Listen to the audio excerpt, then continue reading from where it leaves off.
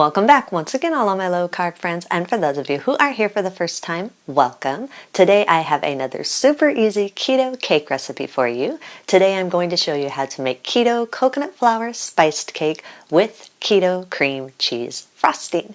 Now, if you've looked on my channel page at all, you might have seen that I already have a keto spiced cake recipe on there, but that recipe contains almond flour, and I know several of you are subscribed to this channel specifically because you either don't like almond flour or you have nut allergies. So I'm going to show you how to make a spice cake that is keto with all coconut flour, no almond flour at all. And if you want a printable version of this recipe, you can check out my website at janetsdeliciouslowcarbkitchen.com. You can find a printable version of this recipe and other goodies there for you. And if you're new to the channel and you want to see lots of easy, delicious keto recipes, make sure you click that subscribe button and click the notification bell that's right next to the subscribe button. That way you can be notified every time I put out videos every Wednesday and Saturday. And if you'd like to help support the channel, make sure you scroll down in the description of the video. You'll see some affiliate links. Anytime you purchase anything using those affiliate links, a small portion of your purchase will go to me and help support the channel. So while you do all that, let's get cooking.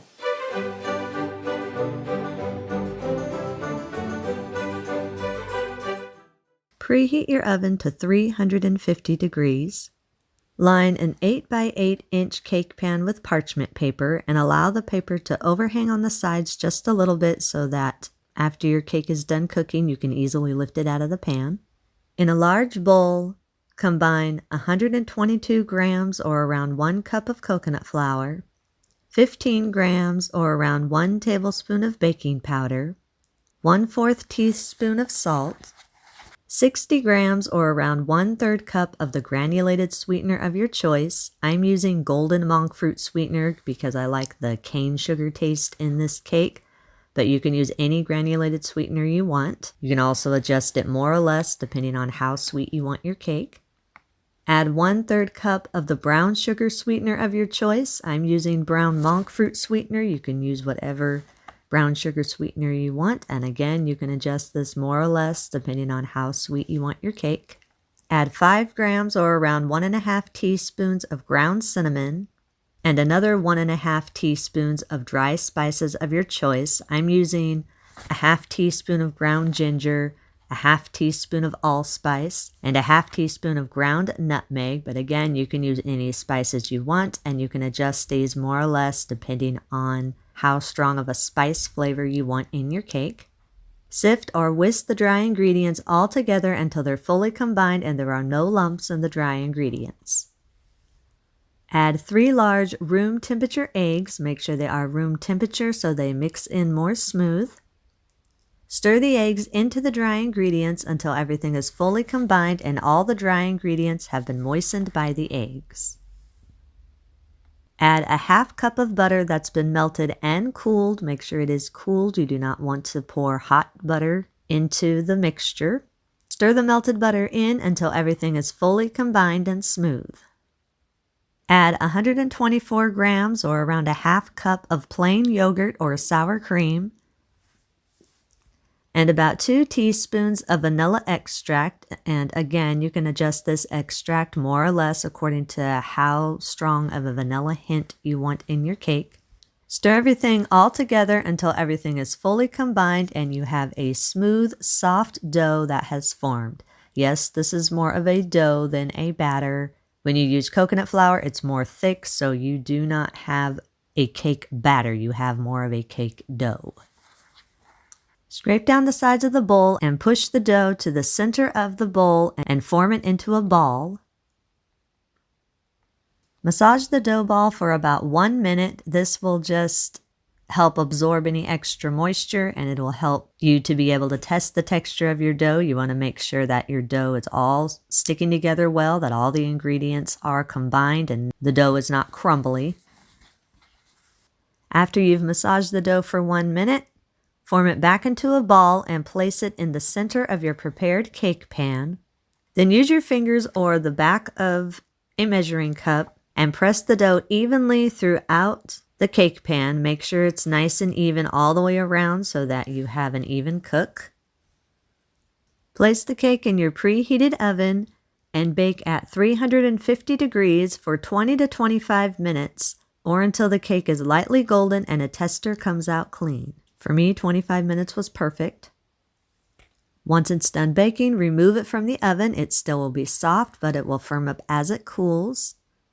So allow it to cool in the pan for about 20 to 30 minutes or until it's firmed up enough that you can remove it from the cake pan without it falling apart. After the cake is firmed up, grasp the parchment paper handles and carefully lift the cake out and place it onto a wire rack so it can cool completely. Make sure you are careful when you are removing it from the cake pan. It still will be warm, and gluten-free baked goods are always fragile when they are warm. Also, make sure you allow the cake to cool completely before you try to frost it. You do not want any warmth in your cake when you try to frost it. It will fall apart if you do that. For the frosting, in a large mixer bowl, place 4 ounces of softened cream cheese. Make sure it's very soft. You don't want it melted at all, but you do want it to be very soft so that it mixes well. Beat on low for about 10 seconds or just until the cream cheese starts getting broke up a little bit. Then increase the speed to medium and beat on medium for 30 to 45 seconds or until the cream cheese is fluffy. Scrape down the sides of the bowl and push the cream cheese to the center of the bowl. Add 2 tablespoons of very soft butter. Again, you want this very soft but not melted at all. Beat on low for 10 seconds or just until the butter starts combining with the cream cheese. Then increase your speed to medium and beat on medium for another 30 to 45 seconds or until the cream cheese and butter are fully combined and creamy. Scrape down the sides of the bowl and push to the center of the bowl. Add 1.5 teaspoons of vanilla extract. Then beat on low for just around 15-20 seconds, just enough to get the extract combined with the other ingredients. You can adjust the extract more or less depending on how much of a vanilla flavor you want in your frosting. Once again, scrape down the sides of the bowl and push everything to the center of the bowl. Turn the mixer onto low and gradually add in around 1/4 cup of the powdered sweetener of your choice. I'm using powdered monk fruit sweetener. You can use any powdered sweetener you want. You can also adjust the amount of the powdered sweetener depending on how sweet you want your frosting.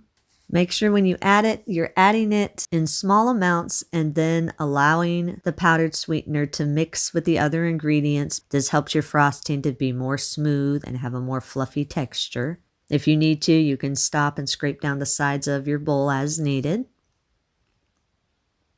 Once the powdered sweetener is completely added, scrape down the sides of the bowl and push all the frosting to the center of the bowl.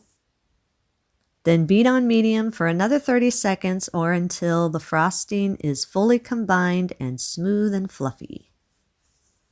Check on your cake and make sure it is cooled completely. If it is cooled completely, then spread the frosting evenly over the top of the cake. Once the frosting is spread, if you want to, you can dust the top of the frosting with a little bit of cinnamon sugar. I just use about 1/2 tablespoon of brown sugar sweetener and a teaspoon of ground cinnamon. I use a fork and stir them together until they're fully combined. And then I just sprinkle it over the top of the cake. That's up to you if you want that on there or not. Once your cake is all frosted, cut your desired piece. Place it on the serving platter of your choice. You can eat it immediately, or if you do have any leftovers, store them in an airtight container in your refrigerator for up to 5 days. Eat and enjoy. And that's our recipe of the day. I hope you enjoyed it. If you did and you want to see more videos like this, make sure you click that thumbs up like button, click that subscribe button, leave me a comment if you want to. Let me know if there's any recipes that you'd like to learn how to make, and I'll do what I can to get those out there for you. And as always, keep cooking.